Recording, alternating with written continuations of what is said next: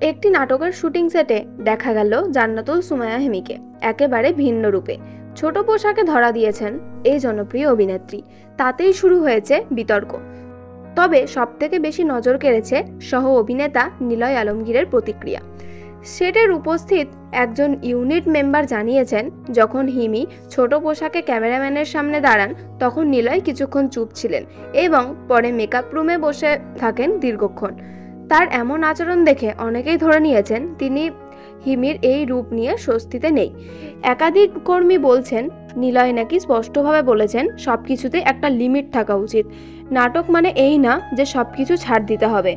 অন্যদিকে হিমি কিন্তু এইসব নিয়ে একদমই ভাবছে না। তিনি বলছেন, চরিত্র অনুযায়ী সোজা পোশাক পরছি, কাজের জায়গায় এসব বিতর্ক মানায় না। তবে দর্শকরা দ্বিধায়, নিলয় কি মনের কথা মুখে বলতে পারেননি, নাকি সত্যি একটি অস্বস্তি কাজ করছে তার ভেতরে। এই ঘটনা নিয়ে আপনার মতামত কি নিচে কমেন্টে জানাতে ভুলবেন না।